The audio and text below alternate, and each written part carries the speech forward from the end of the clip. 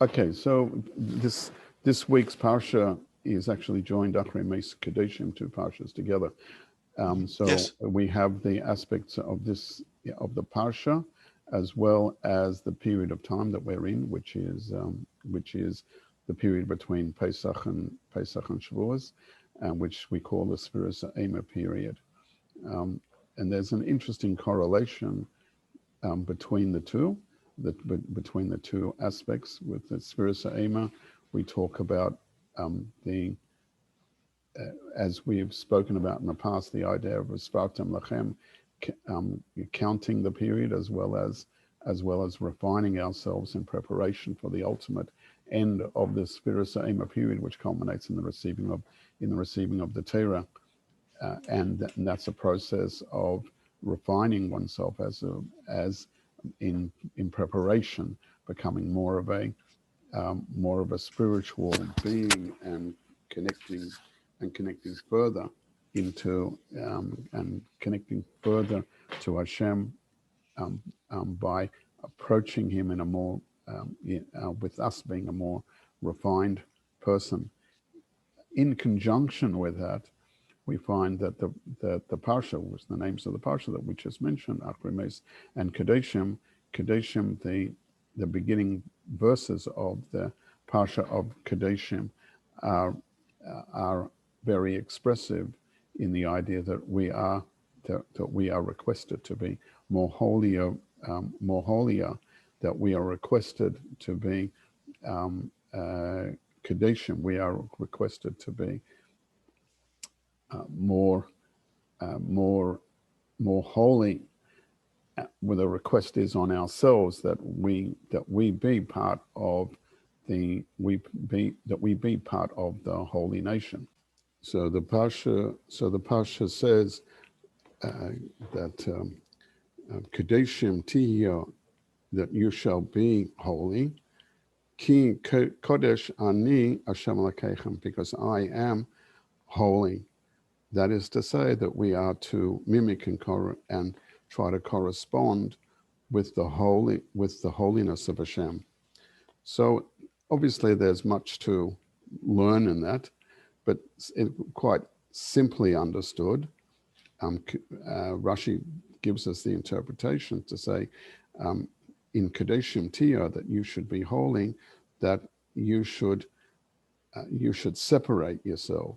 Hoya Perushim min ha-rayas, you should separate yourselves in different areas, in particular in things to do with forbidden relationships, but that being an example for other aspects which relate to a higher level of spirituality, coming from the previous parshas in the Torah, which we talked about holiness, which relate to food, holiness, which relates to or separating yourself in relationship to aspects of food and other mitzvahs and illicit relationships. They all act as understandings of how we are to become separate, how we are to be a holier within ourselves. But then the verse continues and then says, as verse number 2 says, the next verse after that, it talks about that a person should should respect their parents, their mother and father, right? Ish imay va'aviv tiru, that a person should fear his mother and father, and again, an understanding of that is that we're supposed to, as other places describe, we're supposed to respect them in the appropriate ways. And then the next verse, or the continuation of the verse, then continues in that thrust and talks about keeping of the Shabbos. that we have those three aspects, those three connections interlinked, those three commandments, as if it's a 1, 2, 3 progression or a 1, 2, 3 dependency, seems interesting and offers offers a potential for further investigation, for further understanding. The idea of holiness that the verse describes, and Rashi as an initial understanding of it, right, has told us that we should be separate from illicit relationships as its primary example. That's on the pshat level. That's on Rashi's level. But if we take that sort of service as a given already, that we are separate, we can take this whole idea and extend it and go further with it and discuss the idea that this idea of being separate means doesn't mean separate via the mitzvahs that we do, but it can mean a higher level order of separateness, and an extended version of being separate and being holy, meaning to say that we have been told previously, as mentioned in the previous mitzvahs, that we have as a Jewish nation specific mitzvahs to do and specific commandments to do. That already gives us the idea that we are holy and separate. We've been given these commandments by Hashem to do, and these already separate ourselves and differentiate ourselves from the milieu around us. That is to say that the Jewish nation as a nation has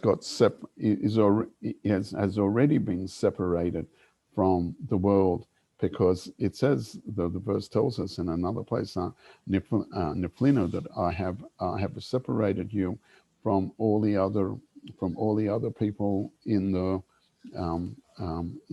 world, and by virtue of Hashem promising that he would reside with the Jewish nation, he's already given a sense of holiness and separation to it.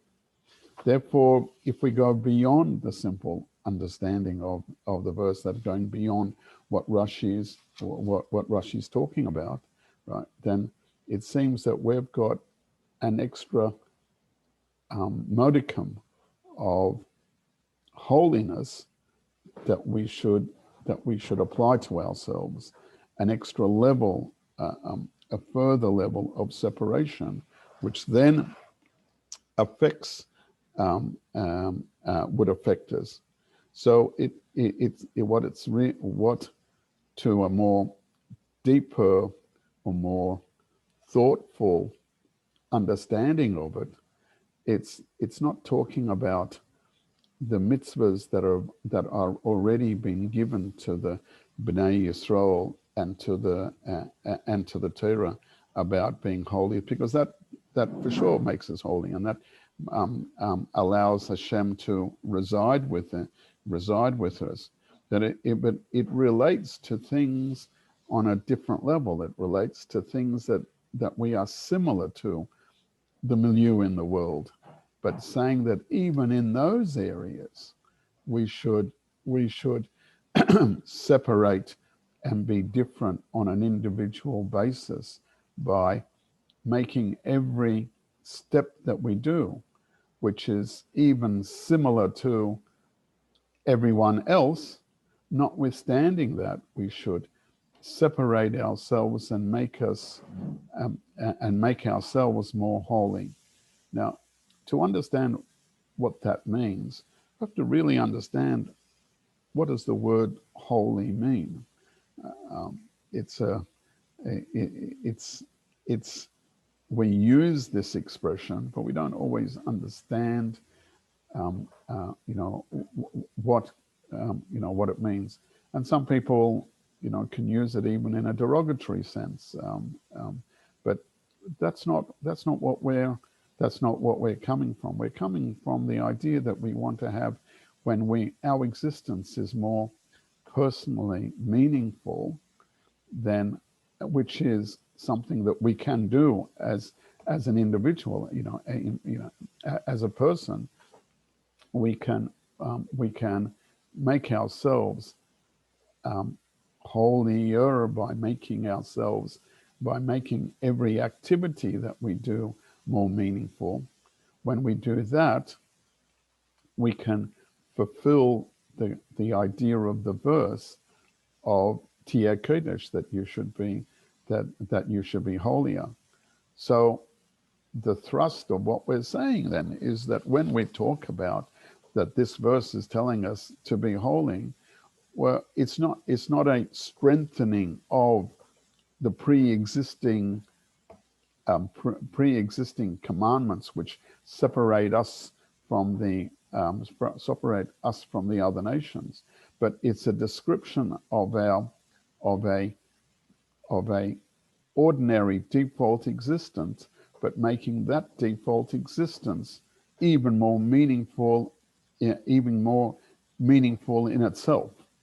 That's to say, to imbue every moment when we're doing anything, that imbuing of that moment of what we're doing, even things which are similar to the other nations. And what is that? Going to work, eating, even sleeping, even our small actions that we do can be imbued with an extra level of meaningfulness, and that's how we're using the word an extra level of holiness. Holiness has got embedded in the idea, sense of separateness. But it is got this idea of separateness, but separate in a sense of imbuing the time, space, and spirit dimensions with deeper levels of meaning.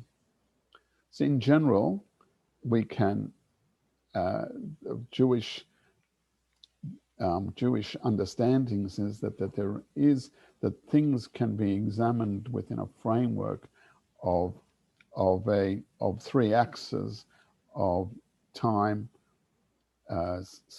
space, and spirituality, each one being an axis of existence. And within those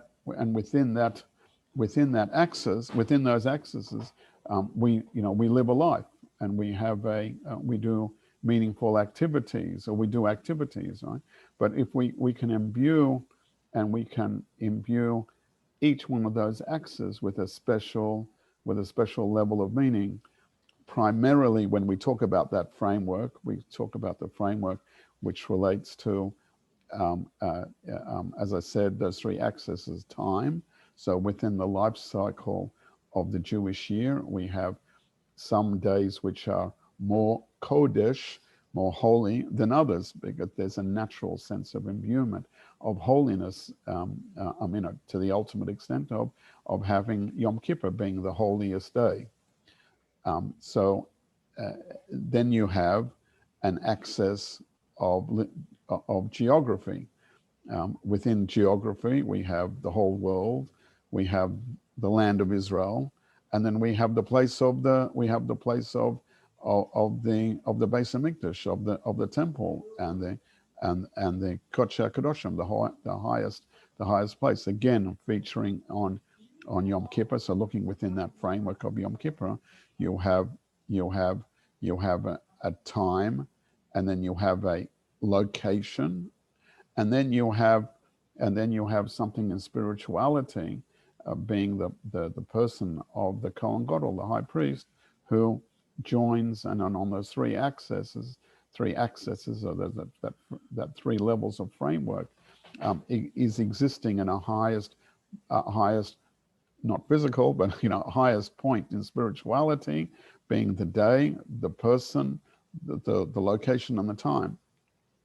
Now, those three axes as an ontology, as a framework, right? We can apply also in any examination. Of course, we have to be very well versed in our knowledge to be able to apply it, very successfully in every aspect of the Torah. But some things stand out very much. That it's that an understanding, like that example that I gave in Yom Kippur. But in fact, we can use, you go to the other extreme and talk about the ordinary day. The ordinary day in the ordinary location, meaning as you say, a plain Wednesday, all right, and a plain space, a plain location, an ordinary location, right, somewhere in the middle of the United States, for example, Georgia, right, and a person, an ordinary Jew, you or me, right, where no one out of the ordinary. Nevertheless, when we join those three frameworks, those three axes into one point, we can imbue that point in time, that physical location, and that point in spirit, and that point in spirituality and holiness. So therefore, the verse is then asking us and telling us and imploring with us that we should make this point, right, go beyond this point in the three axes, right, a more holier version of what's there, making it more meaningful, making it more substantial by imbuing those three axes, the time, space, and the person, right, in a more making it a more meaningful way. And therefore, ultimately, this becomes the fulfillment. This becomes the fulfillment of the idea of the verse that we've just said, the verse of Kedoshim Tiyeh, that holy you shall be, the beginning of the beginning of the Parasha, and being that's the ultimate objective. There isn't a specific thing that you have to do this with, right? It can be done with anything that's in your space, right? So, example, we're making this Zoom call, right? We're making our class into a point in time, locations, joining your disparate location to my disparate location, and this point in time, and extending it and making it, and even we could even extend this concept by saying all the infrastructure that's in between, the internet highway, and we're making that a more holier place to be, because we're using the tools that's been given for higher order purposes, so that we're making all that kodesh, right? We're separating it from the mundane. So now, if we utilize the term kodesh to mean, before I was using the word meaningful, right?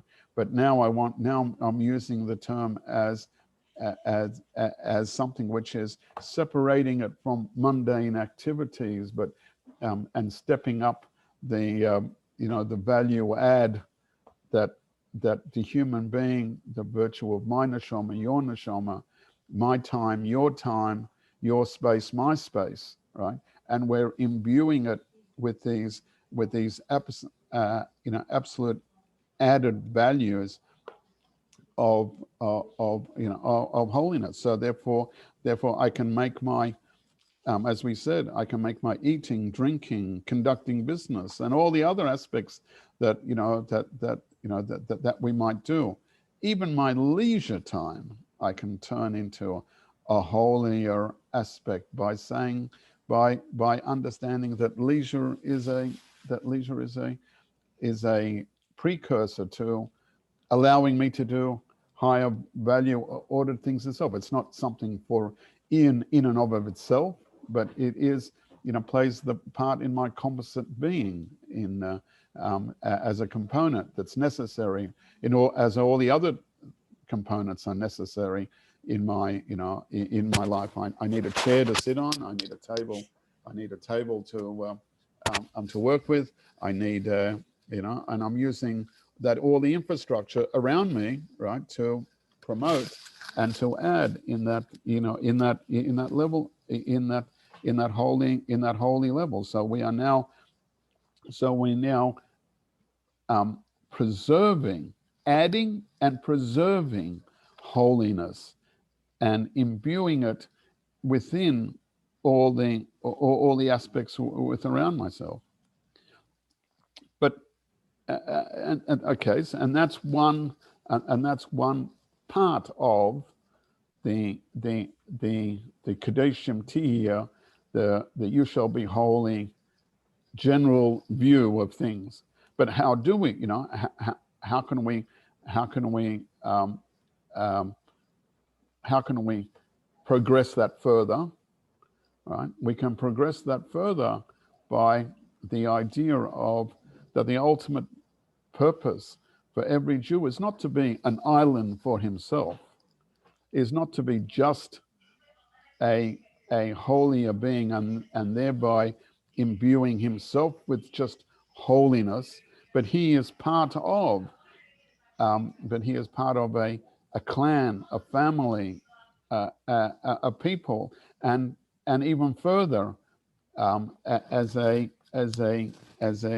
conduit, right, for the rest of the world, because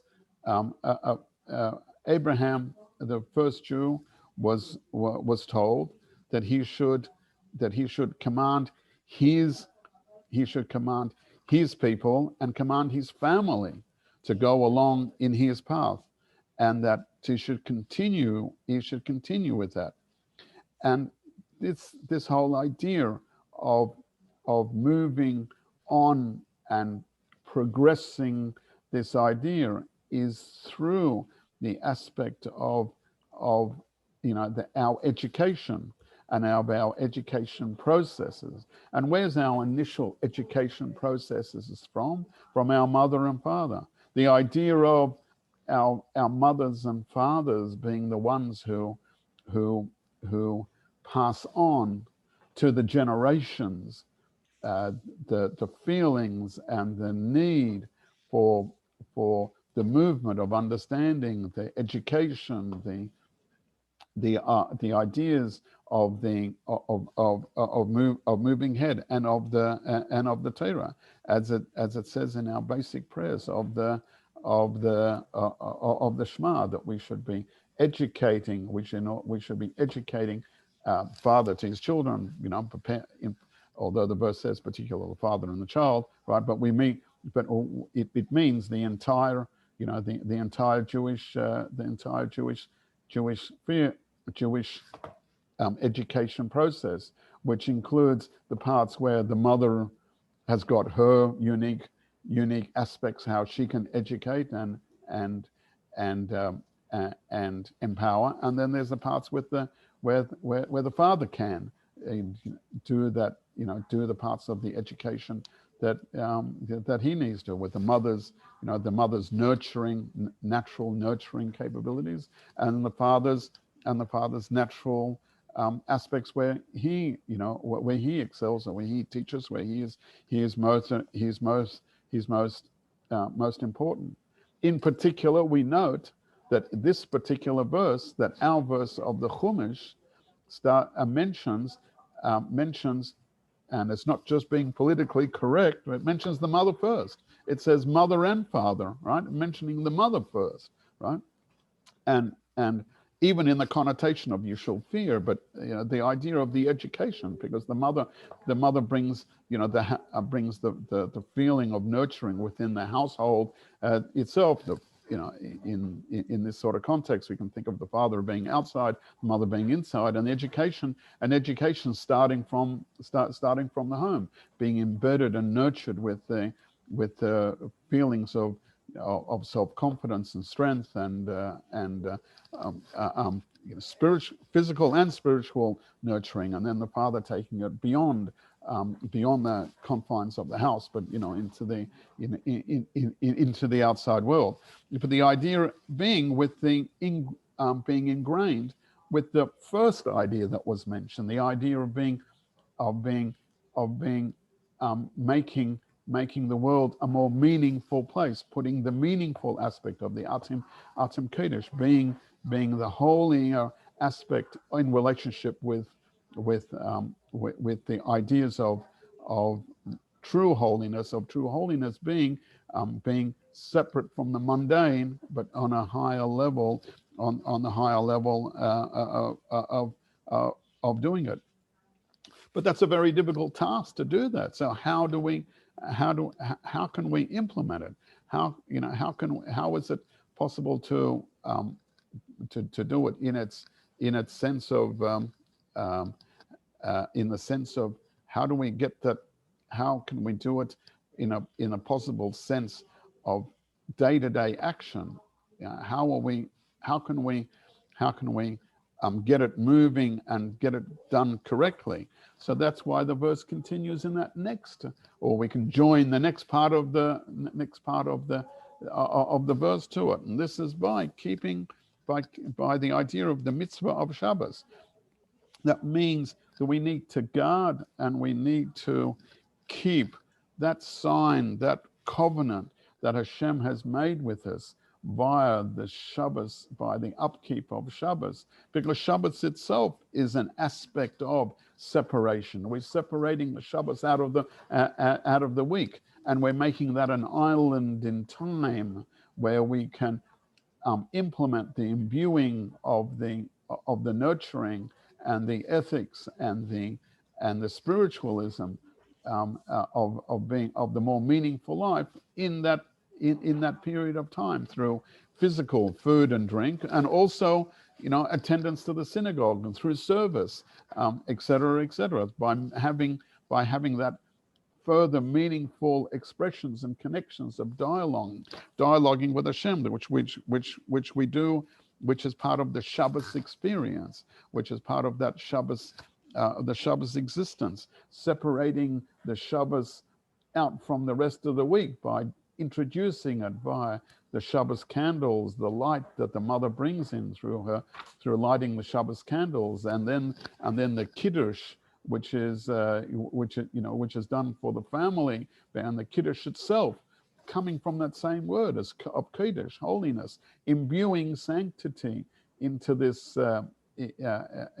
day through our specific rituals and activities, making this day the specific day. So we can translate on those three axes which I mentioned before. We can translate that into more of an activity that we join together all the souls that are with us at the time for Shabbos, into that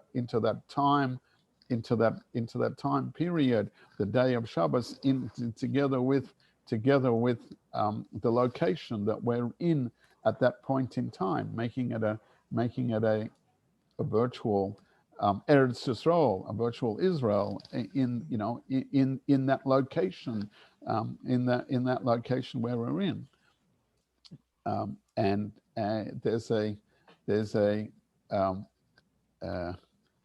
There's an adage which talks about making your own home um, like a holy place, right? So making Israel here, making making the place of the temple in your own home, in your own synagogue, wherever wherever that is, that a person imbues his own, as the expression 4 cubits. The Torah uses the expression of the 4 cubits of area, which is your personal space.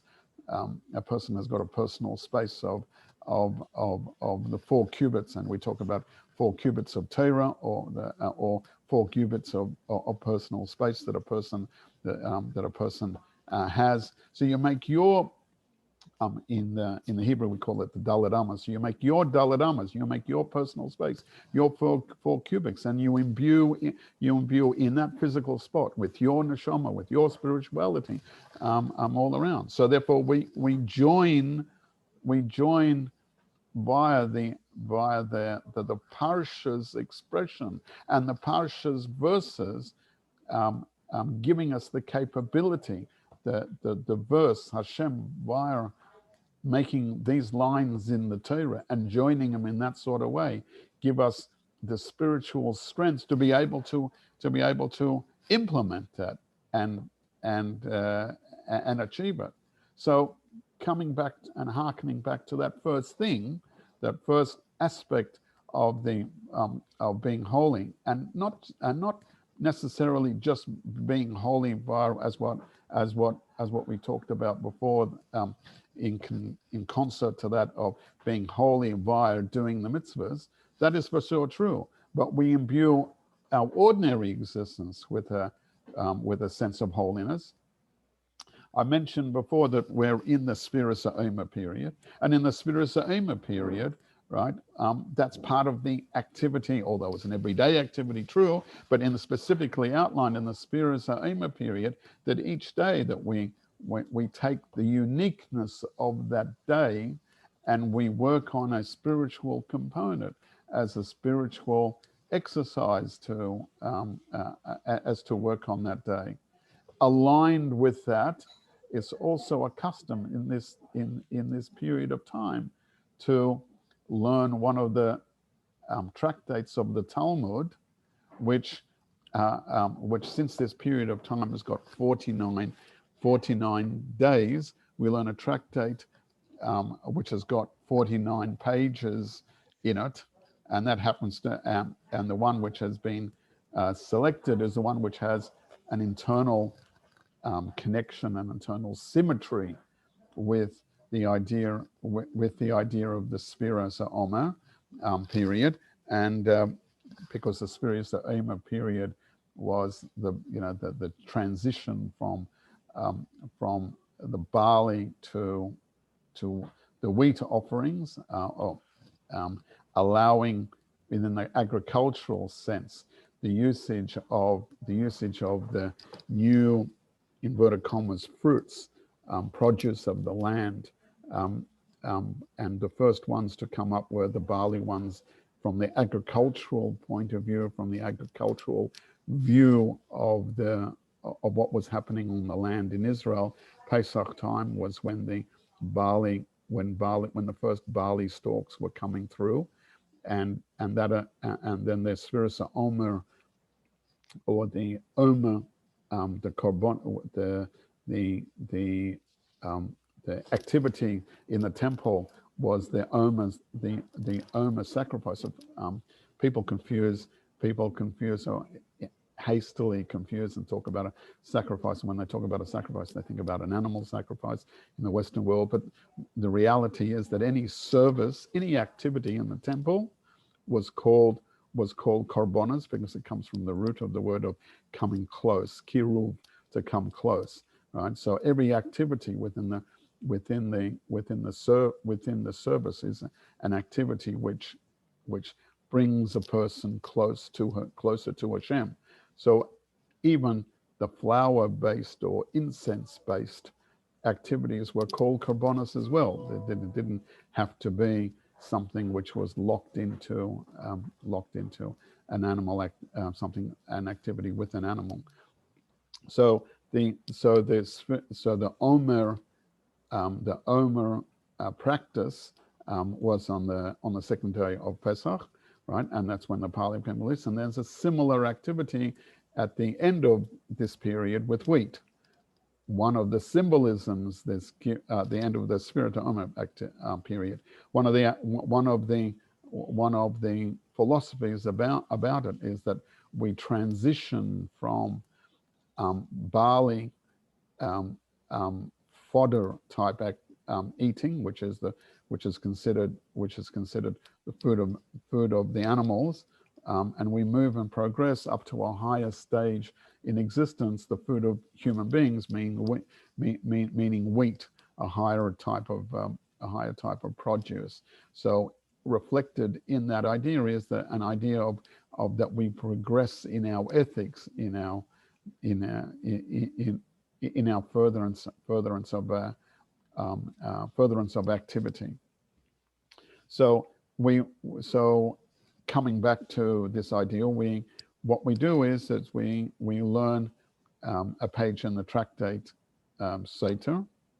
It happens that I would like to join the thoughts that we had at the beginning of the class to one of the one of these ideas, and that is that the Gemara mentions the tractate mentions very interesting side comment about a reason why something happens in the one of the procedures which relate to the procedures of the Sotah, is that when they make the Sotah person drink from the specific cup of water, they give her to drink a cup of water which has got various components in there, basically water from one of from the basin of the temple where the water was kept, some dust of that was in, dust not per se, some of the ground, some of the particles of the dust on the ground that's put into the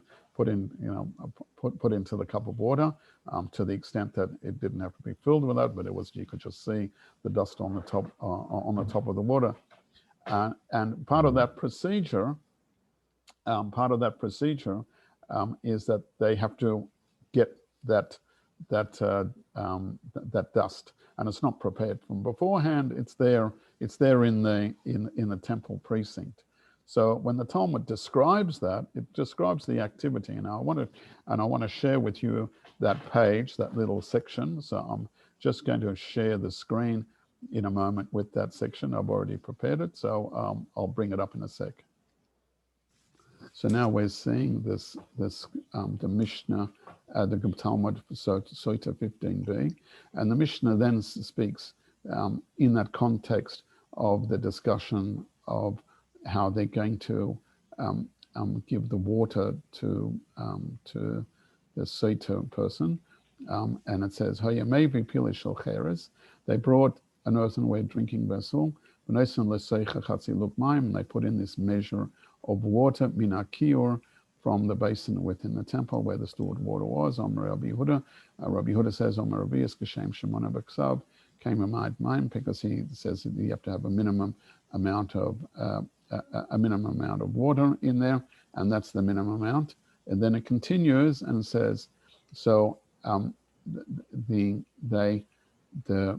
priest then nichnas lahechol, he enters the sanctuary, pona liyaminoi, he turns to the right, and then very interestingly, another very interesting point, v'mokam hayashom, and there was amma al amma, there was an area of a cubit by cubit, tabda shel shayas, there was a marble tablet or a tile, and that tile comes up in other places, not this specific tile, but that we know that that sanctuary was tiled, but with marble tiles.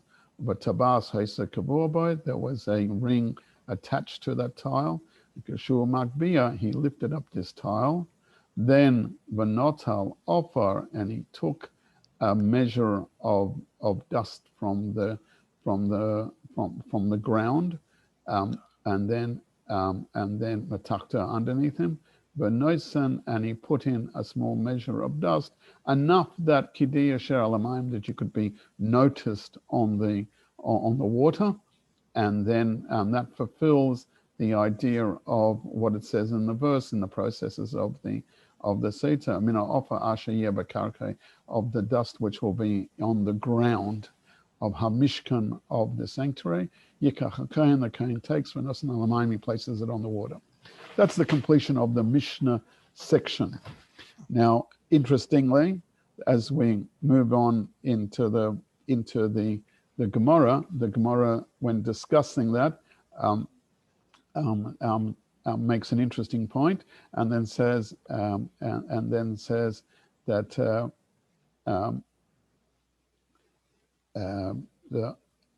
about that there was a kli cheres, that there was, what was used wasn't a metal cup, but it was a kli cheres. It was an earthenware cup, right? And that's where the water was placed in. That's where the water was placed in, and that this was the cup that she was given to, the cup from which she was given to drink. Then the Gemara continues. Omar Rava says, this whole idea about the vessel, that was, as long as it wasn't a disqualified one. It wasn't blackened, but it would have to be newish, and that it had to be unchanged in appearance. And then we learn out of that the appearance of the cup. Then we repeat back to that past portion of the Mishnah that we learned, and we said, Nichnas lahechol. So as he entered into the sanctuary area, Ponali Mino, he turned to the right. The Gemara asks the question, My taimo, what's the reason that he turns to the right? And the answer is given. The Omamar, the master taught us, a person was taught, call pinas, every turning that a person should turn, sha'ata pina, that you have a chance to turn in, lahaya ela derech yamin, has to be done by turning to the right. Now, this statement has got ramifications, and in particular, this ramification which relates to the Sotah and this immediate location of the Talmud, where we're discussing this at the point, has immediate consequence in that since that's the first point of entry that you can come in, the Mishnah as a consequence tells us that because of this idea that the first turn that you come into the Heichel, you go to the right, in that case you should prepare a place such that when you look for the dirt, it should be available when you turn to the right, and hence, right? And this is the interesting part of the teaching, and hence they built right up front the sanctuary with this idea, and that's why it continues and says, Mokam Hoyasham, the Mishnah told us that there was this tile there, right? There was this place there on the sanctuary floor with an area of a cubit by a cubit, and a marble tablet or tile was there, and the ring was fastened to the tablet so it could be raised, right? And that's how we learnt the Mishnah, and hence when the priest would raise the tablet, he would take some whatever, would loose dirt or dirt or ground that was underneath it and place that dust into the water. They should be visible upon the water. And the priest takes the holy water in the earthen vessel and place it, and she drinks. And that's what we are taught. And we learn, other various rules which relate to that. That's that b'mokim hayasham ton rabbanon zma mina opa sheyeh ba'echol yisaken b'chutz v'yikonos. You might think that a person might think that you had to prepare that from beforehand, and basically we are told no, it's in some respects prepared, but we take whatever loose dust in there. And the Gemara continues with its discussion about the dust, and I'm going to leave it there in relationship to that. But what of interest to us, and that I'm pointing this out to, is this idea of turning turning to the right, right? So that the architecture, this idea of turning to the right is important enough so that there was it was a consideration within the architecture and the building that there had to be a tile placed available with this ring inside it, and that you'd have to be available, available for this usage. Okay, so that tile and the dust being available had to be there on the right hand side, as you mentioned, as you enter the heichal, and so that you wouldn't just chance upon a tile, right, and try to remove it out of the floor, but it was actually built in and made that way. Okay, so that's a very interesting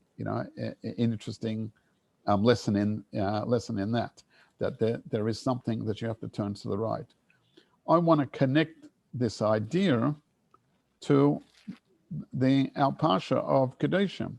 We have been told that we can imbue our life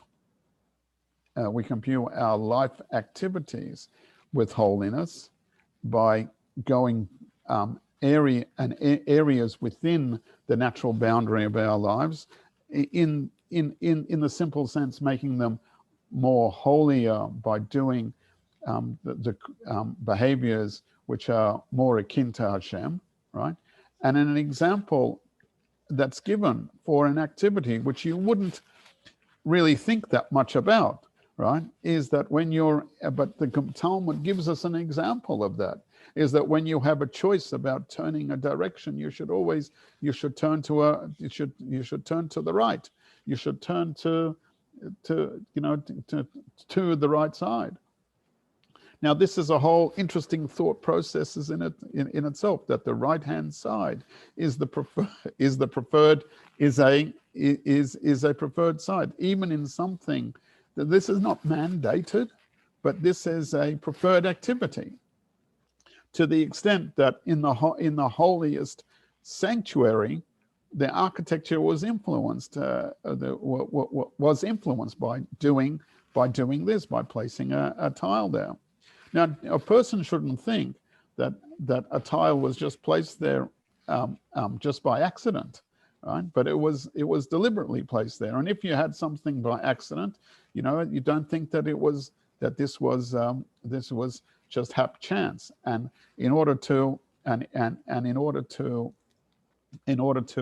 enhance that idea, right, I want to show you another passage, another story, another passage in the Talmud, and in a different area, but in a different different context. But how things are not just chance at all. So I'm going to bring up this page.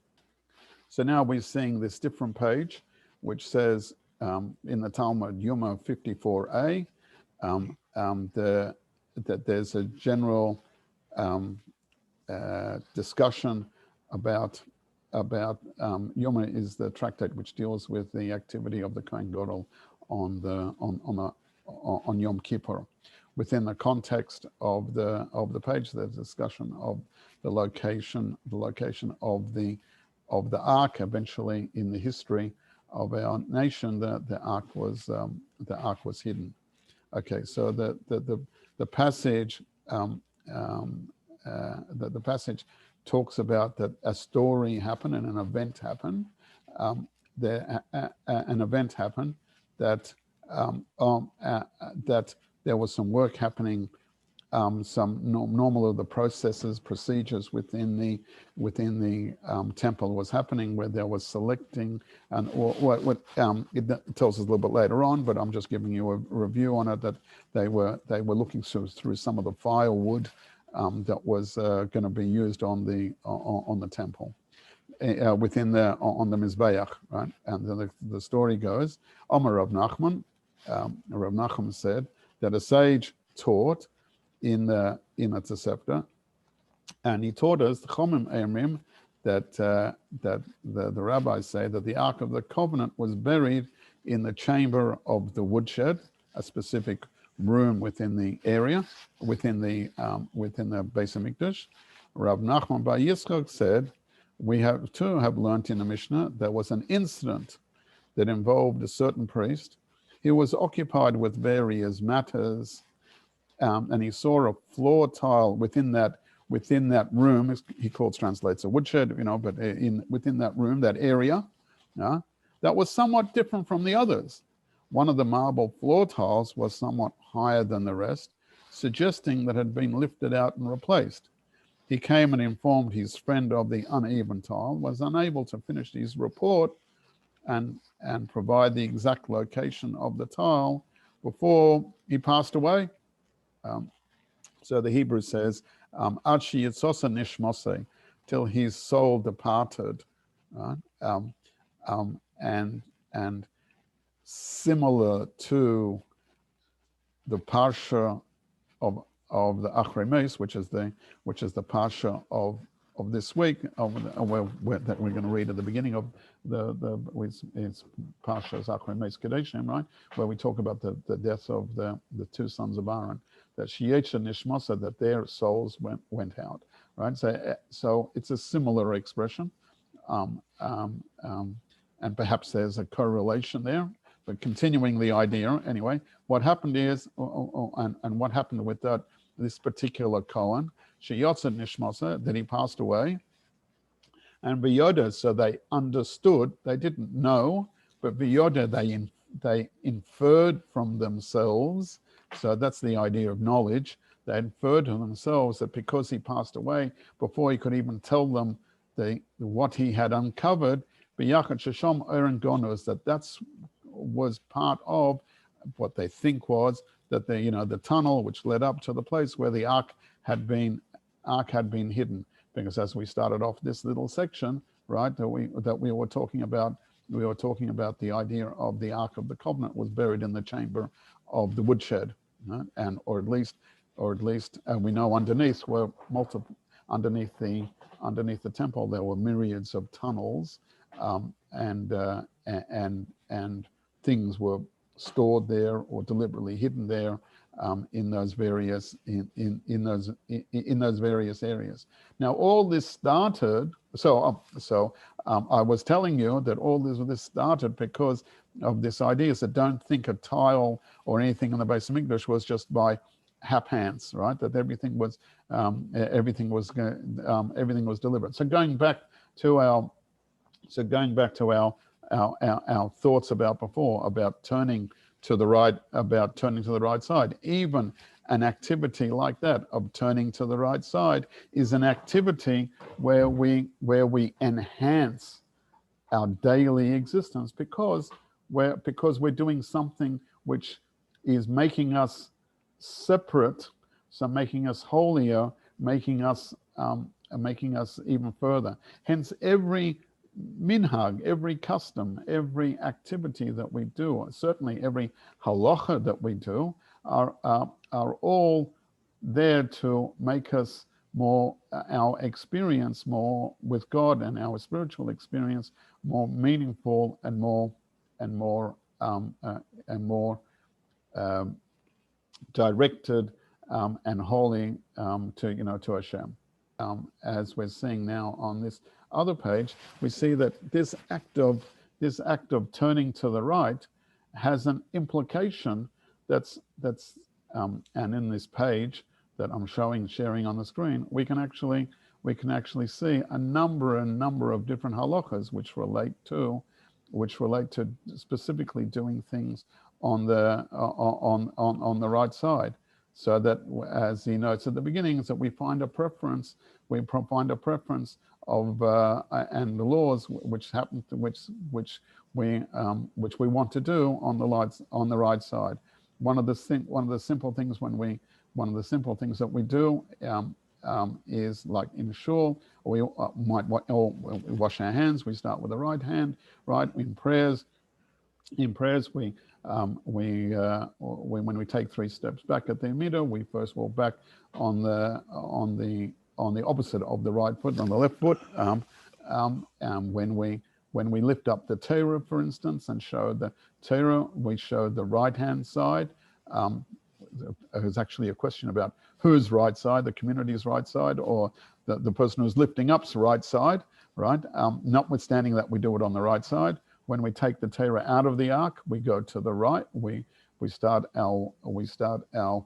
facing you're facing the congregation, so that you go to you go to the right, and when you return the ark, you go back and move back on the right hand side. Lighting the Hanukkah candles, for instance, we constantly move to the right. So we see that there's an idea of a preference when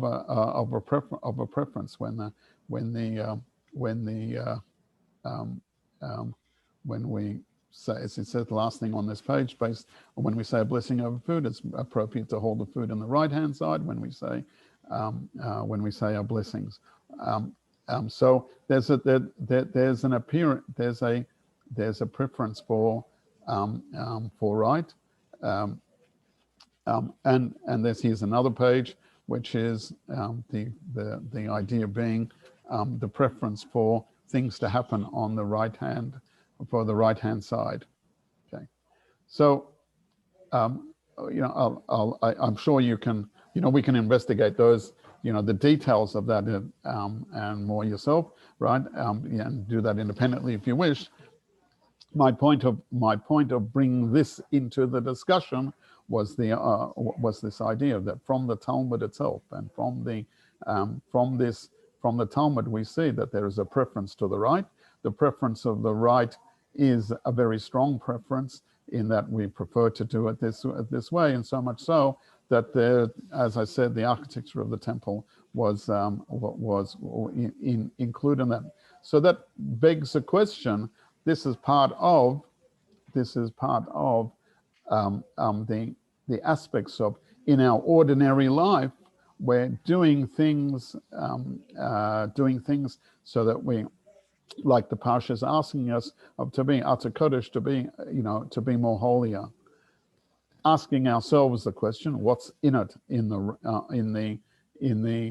right hand side? What is it? What is those aspects of the right hand side that we actually do with this reason? Why do we why are we doing it in that sort of way? One possible explanation for that, one possible explanation of where we talk about it is that we talk about in the Kabbalistic sense of understanding. We talk about God's right hand activity, God's right hand representing the idea of chesed, the idea of kindness, or the idea of chesed. When a person does chesed, he goes outside of himself and he does something for another person. So also God does chesed, kindness, for us when he shares with us his goodness and benefits, as opposed to restricting. He does that. He gives us, and this is the idea of tzedakah, or righteousness, giving charity. We expand, we take from ourselves and give to another person. This is all the predominance of the right. since this is since our purpose of doing things, of being holy, is because, we said that God asked us that we should be mimicking God by just like He is holy, we are being holy. Just like He is kind, just like He is kind, we are to be kind. So therefore, we give that emphasis. We give that emphasis to the right hand side. That's one understanding that's given on that of going to the right, tying all that back to our Parsha and to the lessons that we had learned today, or the teachings that we have learned. The idea of the three verses, that the three parts of the verse, Kodesh Ate, the Kodeshim Tiyah, that we should be holier, that we should be more holy in our activities, right? Reflecting an aspect that reflects in our everyday life, in aspects which are making our everyday life more meaningful, even to the extent of something which a person wouldn't even treat with so much thought, right? But going to the right is part of that activity, and hence we find that we put, in instance, we put the mezuzah as we go in and we do the activity of touching the mezuzah, or looking at the mezuzah as we walk past it. The mezuzah is on our right hand side, all because that we want to bring an extra measure of holiness and God's presence in our existence, and reflected in, and as I said, reflected even in the passage of the Talmud, which we're learning, which in this period of time we learn currently in the times of Sfiras Omer. Okay, so I hope you enjoyed that discussion, and we look forward to continuing further. Any questions for you? No. So your question relates to the idea of Sotah and 49. I gave you one explanation which relates to the 49 days and the 49 emotive, the 7 weeks by 7, and the refinement of the 7 middos, which we can discuss in a deeper sense.